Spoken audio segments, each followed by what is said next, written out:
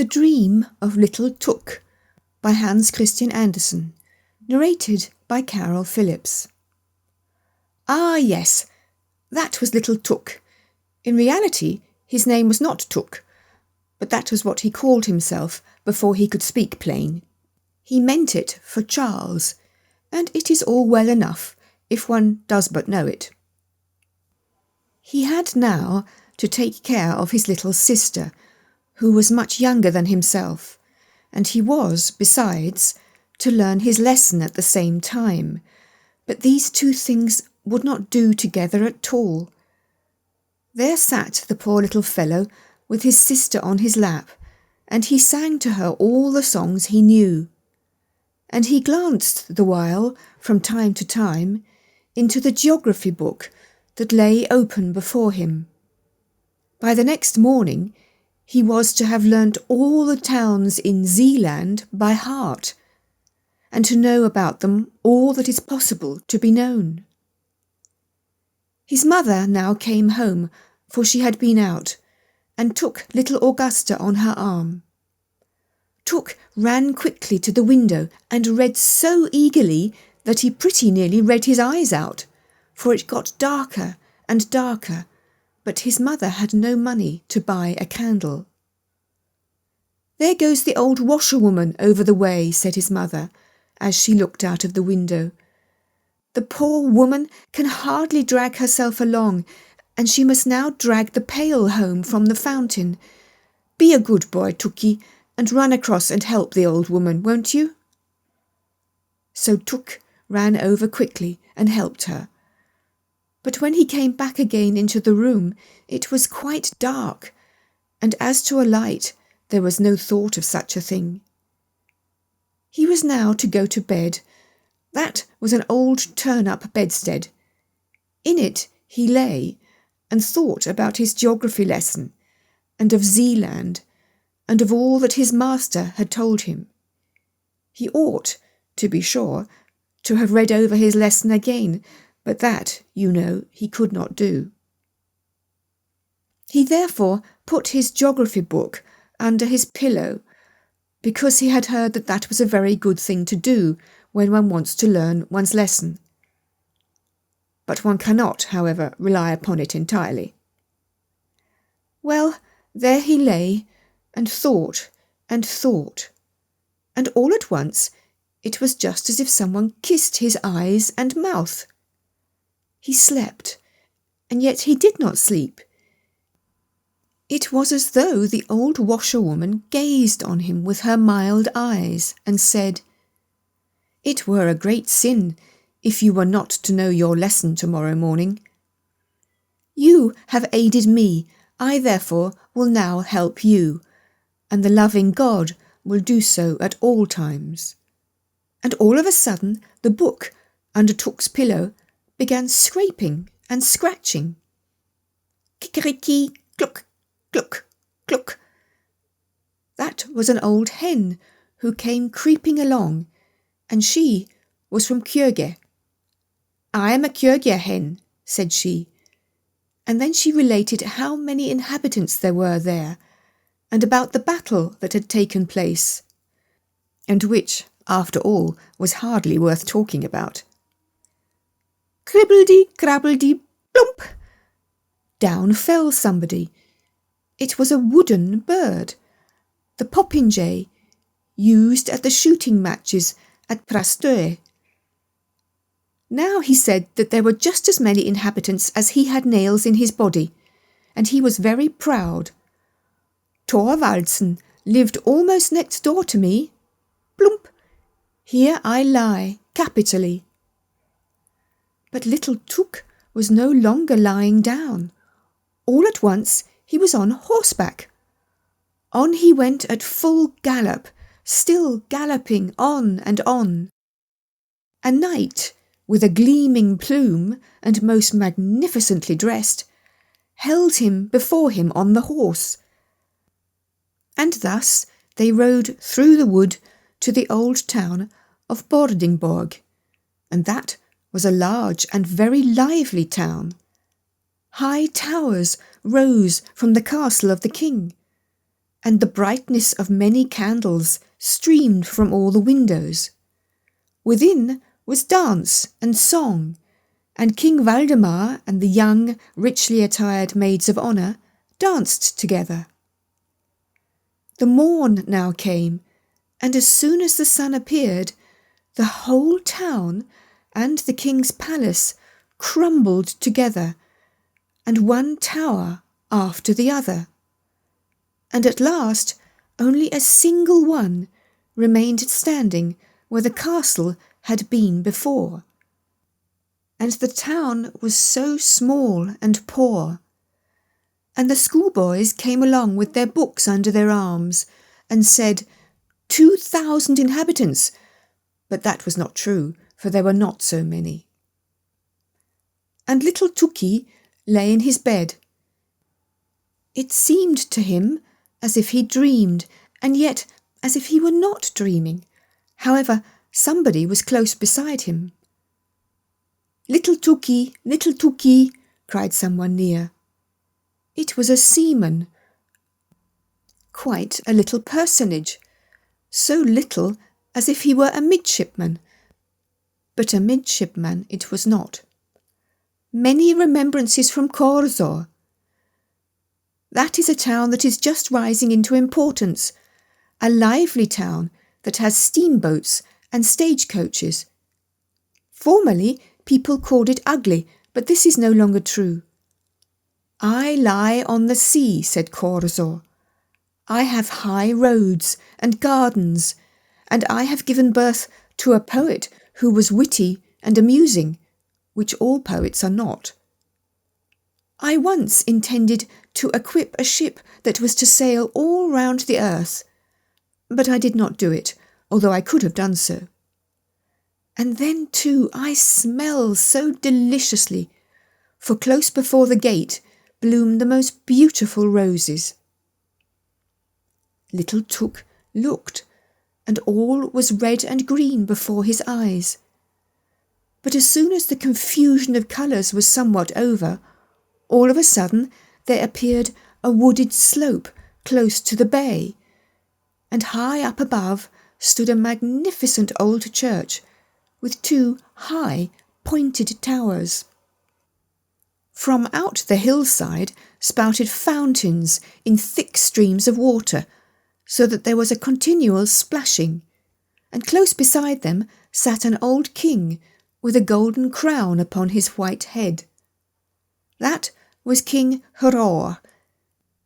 Near the fountains, close to the town of Roskilde, as it is now called. And up the slope into the old church went all the kings and queens of Denmark, hand in hand, all with their golden crowns, and the organ played and the fountains rustled. Little Tuk saw all, heard all. "Do not forget the diet," said King Hroar. Again all suddenly disappeared. Yes, and whither? It seemed to him just as if one turned over a leaf in a book.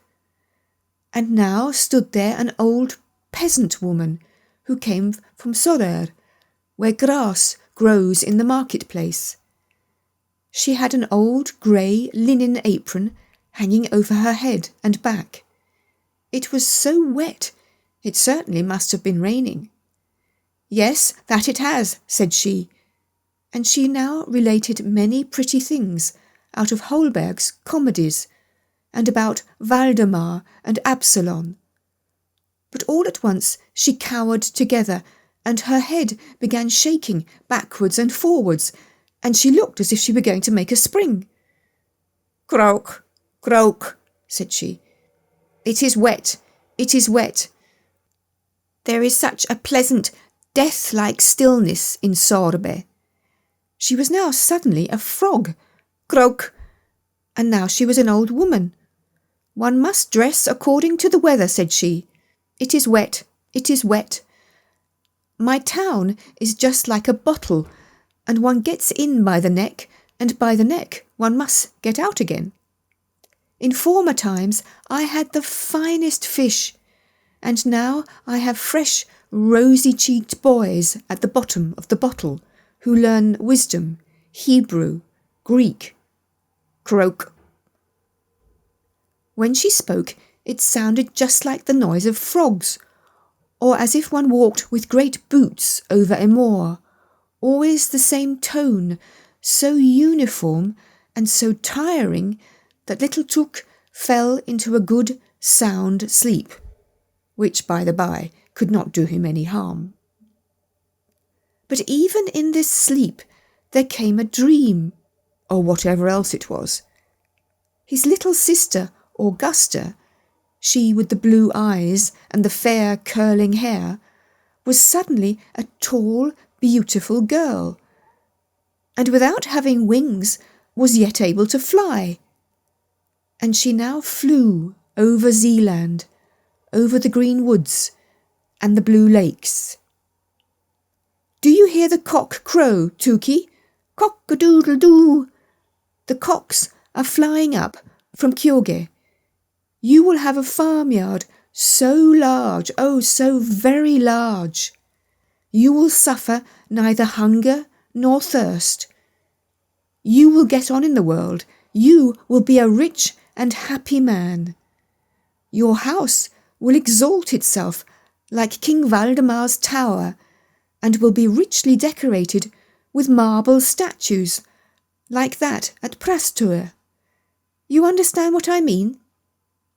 Your name shall circulate with renown all round the earth, like unto the ship that was to have sailed from Korsor.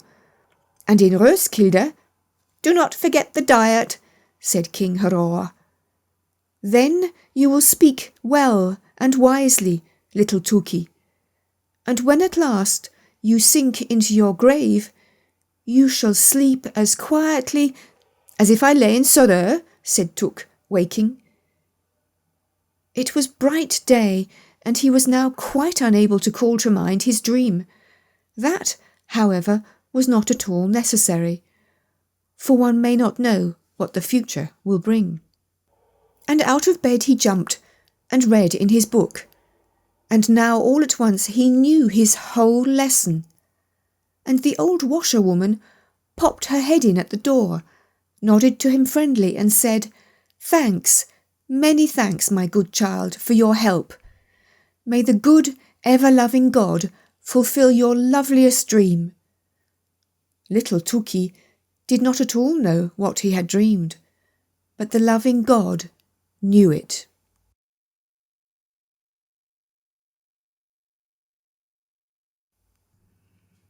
A biography of Hans Christian Andersen, narrated by Carol Phillips. Hans Christian Andersen, often referred to in Scandinavia as H.C. Andersen, born 2nd of April 1805, died 4th of August 1875, was a Danish author. Although a prolific writer of plays, travelogues, novels and poems, Andersen is best remembered for his fairy tales. Andersen's popularity is not limited to children. His stories, called eventyr in Danish, express themes that transcend age and nationality. Andersen's fairy tales, of which no less than 3,381 have been translated into more than 125 languages, have become culturally embedded in the West's collective consciousness, readily accessible to children, but presenting lessons of virtue and resilience in the face of adversity for mature readers as well. Some of his most famous fairy tales include The Emperor's New Clothes, The Little Mermaid, The Nightingale, The Snow Queen, The Ugly Duckling, Thumbelina, and many others. His stories have inspired ballets, plays, and animated and live-action films. One of Copenhagen's widest and busiest boulevard is labelled H.C. Andersen's Boulevard. Early work. A very early fairy tale by Andersen, The Tallow Candle, was discovered in a Danish archive in October 2012. The story, written in the 1820s, was about a candle that did not feel appreciated. It was written while Andersen was still in school and dedicated to a benefactor in whose family's possession it remained until it turned up among other family papers in a local archive. In 1829, Andersen enjoyed considerable success with the short story A Journey on Foot from Holman's Canal to the east point of Amager. Its protagonist meets characters ranging from St. Peter to a talking cat. Andersen followed this success with a theatrical piece, Love on St. Nicholas's Church Tower, and a short volume of poems. Although he made little progress writing and publishing immediately thereafter, in 1833 he received a small travel grant from the king, thus enabling him to set out on the first of many journeys through Europe. At Jura, near Le Locle in Switzerland, Andersen wrote the story Agnete and the Merman. He spent an evening in the Italian seaside village of Sestre Levante the same year, inspiring the title of The Bay of Fables. In October 1834, he arrived in Rome. Andersen's travels in Italy were to be reflected in his first novel, a fictionalized autobiography entitled The Improvisers, published in 1835 to instant acclaim. Fairy tales and poetry. Andersen's initial attempts at writing fairy tales were revisions of stories that he had heard as a child. Initially, his original fairy tales were not met with recognition, due partly to the difficulty of translating them. In 1835, Andersen published the first 2 installments of his fairy tales.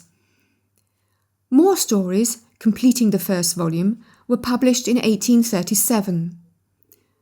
The collection comprises 9 tales, including The Tinder Box, The Princess and the Pea, Thumbelina, The Little Mermaid, and The Emperor's New Clothes.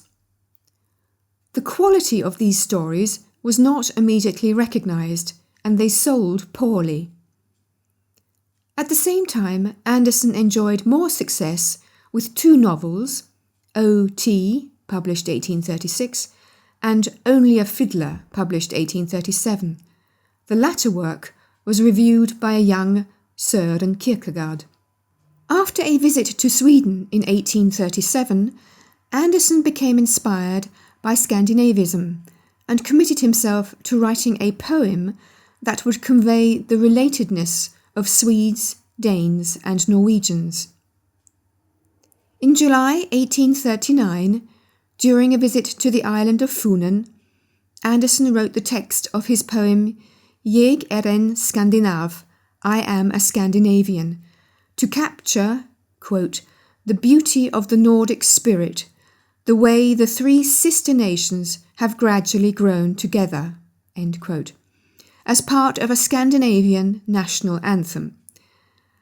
Composer Otto Lindblad set the poem to music, and the composition was published in January 1840. Its popularity peaked in 1845, after which it was seldom sung. Andersen returned to the fairy tale genre in 1838 with another collection, Fairy Tales Told for Children, new collection, first booklet, which consists of The Daisy, The Steadfast Tin Soldier, and The Wild Swans. 1845 saw a breakthrough for Andersen with the publication of 4 translations of his fairy tales.